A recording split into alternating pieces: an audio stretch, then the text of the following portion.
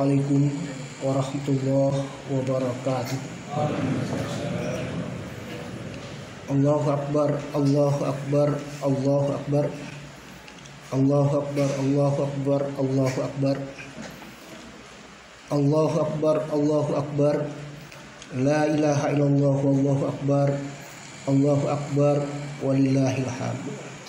Roda dunia yang selalu berputar.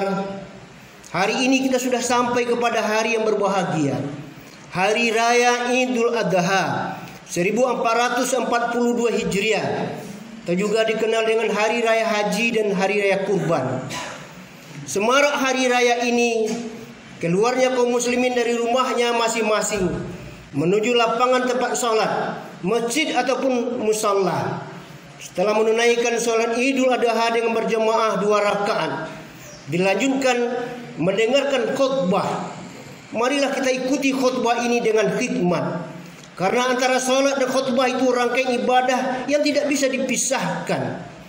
Adalah sebuah kesalahan andainya ketika khatib berkhutbah sudah ada kita yang berbicara, bahkan ada yang sudah berdiri. Malah lebih celaka lagi kalau ada yang sudah pulang. Tentu ibadah Idul Adha kita tidak akan sempurna. Memang kita sedikit menahan haus dan lapar, tapi di hari berhisab nanti kita tidak akan ada makan, tidak akan ada minum. Terasa panas di yaumul mahsyar. Belum apa-apa lagi dengan panasnya yang kita rasakan hari ini, di mana suhunya akan jauh lebih tinggi. Allahu Akbar, Allahu Akbar, Allahu Akbar, walillahil hamd. Dewasa ini saudara-saudara kita yang berkesempatan tengah berkumpul di tanah suci Mekah Al-Mukarramah, tempat lahirnya Nabi Muhammad SAW dan agama Islam. Mereka berkumpul datang memenuhi panggilan Allah, melaksanakan rukun Islam yang kelima, yakni ibadah haji. Meskipun pada tahun ini tidak banyak saudara-saudara kita yang bisa mengamalkan dan memenuhi panggilan Allah itu, paling tidak kita tetap mengambil iktibar, pelajaran yang terkandung dari pelaksanaan ibadah haji. Berkumpul dari berbagai penjuru dunia, berbagai warna kulit, berbagai bahasa. Ini menandakan bahwa umat Islam itu adalah umat yang kuat, anggotanya tersebar di mana-mana. Betapapun ada upaya-upaya untuk menghancurkan Islam, akan batal, akan gagal, akan padam. Yuriduna liyutfi'u nurallahi biafwahihim wallahu mutimmu nurihi walau karihal kafirun. Mereka berusaha untuk memadamkan cahaya Islam, tapi Allah akan terus menyempurnakan cahayanya meskipun orang-orang kafir merasa tidak senang. Allahu Akbar, Allahu Akbar, Allahu Akbar, walillahil hamd. Saudara, kita akan melihat dengan kasat mata Ka'bah yang dibangun oleh Nabi Ibrahim beserta anaknya Ismail.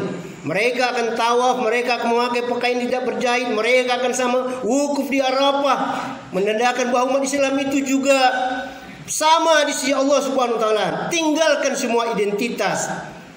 Apalagi ketika sampai ke Masjid Nabawi, akan masuk di tempat Nabi pernah sujud dan ruku. Nabi pernah menyampaikan dakwah, bahkan akan melewati Rasulullah. Tanpa persediaan air yang ada di mata ini bisa turun. Begitu terharu umat terhadap Rasulnya, terhadap pemimpinnya. Kita merindukan pemimpin-pemimpin yang bisa melanjutkan cita-cita dan perjuangan Rasulullah. Kita merindukan pemimpin yang mereka mencintai agama ini, mereka yang mencintai Al-Quran. Allahu Akbar, Allahu Akbar, Allahu Akbar, walillahil hamd. Dan kita tidak ingin lahirnya pemimpin yang alergi, benci terhadap Islam, apalagi memusuhi Islam. Nauzubillahi min zalik. Bagi kita yang tahun ini belum lagi bisa menunaikan ibadah haji, insya Allah sebentar lagi, dan selama hari tasyrik ada ibadah penyembelihan hewan kurban. Syukur alhamdulillah tadi disampaikan oleh pengurus, walaupun dalam kondisi yang serba keterbatasan, masih banyak kita yang bisa berkorban lebih 10 ekor sapi dan tambah lagi kambing Kaum muslimin sidang Id rahimakumullah. Perintah ini mengingatkan kita terhadap apa yang telah dilakukan oleh Nabi Ibrahim, dan mengikuti jejak Nabi Ibrahim itu adalah salah satu ciri-ciri pemeluk agama yang baik. Wa man ahsanu dinan mimman aslama wajhahu lillahi wa huwa muhsin wattaba'a millata Ibrahim hanifa wattakhadallahu Ibrahim khalila, kata Allah. Siapakah orang yang lebih baik agamanya selain daripada mereka yang telah menyerahkan wajahnya kepada Allah? Mereka selalu berbuat baik dan mengikut milah Ibrahim yang lurus. Allah telah memilih Ibrahim sebagai kesayangannya. Ada 3 kriterianya. Pertama, mimman aslama wajhahu lillah. Mereka yang telah menyerahkan wajahnya kepada Allah. Walaupun yang disebutkan cuma wajah, tetapi sudah melambangkan tubuh secara keseluruhan. Sejak dari ujung rambut sampai ke jari kaki, lahir maupun batin. Setiap kaki yang kita langkahkan, tangan yang kita ayunkan, aktivitas yang kita perbuat, amal yang kita kerjakan, semuanya itu dalam rangka mencari redha Allah Subhanahu wa taala. Inna solati wa nusuki wa mahyaya wa mamati lillahi rabbil alamin. Sesungguhnya salatku, ibadahku, hidupku, matiku, dan segala perjuanganku hanya untuk Allah, Tuhan sekalian alam. Pertanyaannya sekarang, apakah memang yang kita lakukan selama ini sudah dalam rangka itu? Ridho itu bisa juga diartikan dengan kesenangan, atau hanya mencari kesenangan pribadi kita, memenuhi kebutuhan keluarga kita, kepentingan kelompok kita, partai kita. Jangan-jangan yang kita kerjakan itu apa yang sudah disenangi oleh setan. Mana mungkin kita akan dikatakan sebagai pemeluk agama yang baik. Kemudian yang kedua, wahwa muhsin. Mereka yang selalu berbuat ihsan atau berbuat baik. Lawan daripada berbuat baik itu adalah berbuat jahat. Dan semua kita berpotensi untuk melakukan keduanya. Falhamaha fujurha wa taqwaha, kata Allah. Siapapun orangnya ada insting untuk berbuat jahat dan berbuat baik atau menjalankan ketakwaan. Kalau yang buruk-buruk itu yang kita pelihara, yang kita pupuk, akhirnya kita akan menjadi seorang penjahat. Tapi kalau yang baik-baik itu yang kita amalkan, akhirnya kita akan menjadi seorang yang baik, seorang yang bertakwa. Tetek raja-raja kadang terbawa-bawa tubuh terubah tidak mati jadi perangai. Kita cemas apa yang disampaikan oleh Rasulullah 15 abad yang silam, di mana ketika itu umatku, kata Allah, dia lebih cenderung terhadap perbuatan-perbuatan yang salah itu. Kaifa antum iza tawanisakum wa fasaka subhanukum. Bagaimana menurut pendapatmu, kata Nabi, apabila wanita sudah durhaka, mereka tidak mau lagi menutup aurat, mereka sudah tidak mau memelihara kesuciannya, durhaka kepada suami dan sebagainya. Kemudian kaum pemuda sudah fasik. Lalu kata Rasulullah, mereka itu tidak mau lagi menyuruh kepada yang baik dan tidak mau lagi melarang kepada yang mungkar.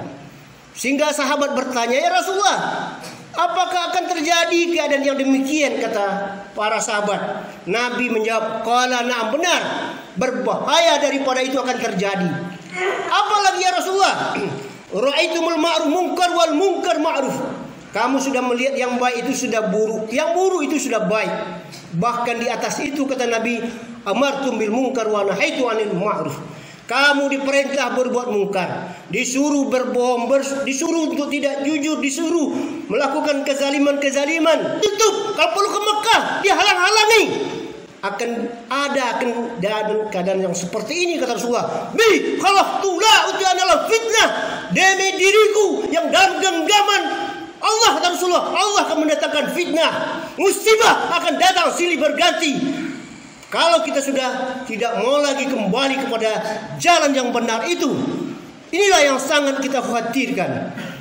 Dan yang ketiga, wattaba millata Ibrahim hanifa. Mereka yang mengikuti milah Ibrahim yang lurus. Sangat banyak keutamaan yang kita perlu contoh dari Nabi Ibrahim. Beberapa di antaranya, beliau adalah seorang yang berani menyampaikan kebenaran, bahkan menghancurkan berhala-berhala yang disembah oleh kaum musyrikin pada waktu itu. Nabi Ibrahim terkenal, dia seorang dermawan, seorang yang suka berbagi. Nabi Ibrahim seorang yang istiqamah dan sanggup menanggung resiko daripada apa yang dia kerjakan. Nabi Ibrahim juga seorang yang penyabar. Bertahun-tahun, berpuluh-puluh tahun belum lagi dikarunia putra, tetap dia optimis dengan rahmat Allah Subhanahu wa taala. Selalu saja dia bermunajat, Rabbi habli minas salihin. Ya Allah, karuniai aku putra yang soleh. Berkat kegigihan dan kesungguhan Nabi Ibrahim berdoa, akhirnya pintu langit terbuka. Bahkan jawabannya ditulis di dalam Al-Quran. Fabassarnahum bighulamin halim. Kami memberi kabar gembira kepada Ibrahim dengan lahirnya putra yang saleh, yakni Ismail, dan bahkan menyusul lagi Ishak, yang kedua-duanya menjadi nabi dan rasul. Dari sekian banyak yang menonjol dari kepribadian Nabi Ibrahim itu, salah satu di antaranya bahwa beliau adalah salah seorang yang suka berkorban apa saja kalau sudah Allah yang meminta. Tenaganya, pikirannya, darahnya, kalau perlu anaknya, kalau memang sudah Allah yang meminta, dia serahkan. Ini pula lah yang sampai hari ini menjadi syariat bagi kita umat Nabi Muhammad sallallahu alaihi wasallam. Inna a'tainakal kautsar fasholli lirabbika wanhar inna saniyaka wal abtar. Kami telah berikan kepadamu nikmat yang banyak tidak bisa kita hitung. Walaupun daun-daun kayu, semuanya yang ada di atas dunia ini dijadikan kertas, rantingnya dijadikan pena. Lalu air yang ada di dunia ini dijadikan sebagai tinta, tuliskan nikmat Allah, tidak bisa kita tuliskan. Ditambah sebanyak itu lagi, masih belum mampu kita menuliskan. Kewajiban kita cuma mensyukuri. Syukurilah kata Allah. Kalau bersyukur ditambah, lain syakartum lazidannakum wa lain kafartum inna azabi lasadid. Tetapi kalau tidak disyukuri, Allah tidak mengurangi, tetapi diazab, dan azab Allah itu pedih. Wala nuziqannahum minal azabi adana dunal azabil akbar la'allahum yarji'un. Terkadang Allah menyegerakan azab di atas dunia ini sebelum datang azab yang lebih berat nanti di akhirat, supaya mereka kembali ke jalan yang benar. Berjalan selangkah kok laika madi suri, bakato sepatah kok laika kadipikiri. Banyak contoh-contoh azab yang Allah berikan itu. Wa daraballahu qaryatan kanat aminatan mutmainnah yatiha rizquha ragadan min kulli makan fa azaqa libasal ju' wal khauf bima kanu yasnaun.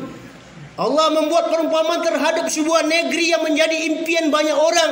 Negeri yang aman, stabilitas keamanan yang terjamin, tidak ada kerusuhan, tidak ada unjuk rasa, tidak ada gejolak sosial. Rakyatnya tentram, rezeki mengalir dari berbagai pintu. Fakafarat fa'al umillah, tetapi mereka kufur dengan nikmatku kata Allah. Fa'azaqul basal ju', kepadanya akan ditimpakan kelaparan, kemiskinan, serta perasaan takut, ada kengirian di dalam diri kita ini. Yang azab itu, yang ujian itu dia akan berhenti, tetapi cuma berganti. Bapak-bapak, ibu-ibu, saudara-saudara, kaum muslimin salat Id rahimakumullah. Ya jadi ini. Simpang buku ya. Jadi Pak. Kan bisa kita gitu dulu. Tahu tu kasih tulisan nanti mana lain kan. Kasih tulisan baru kita. Jadi Pak.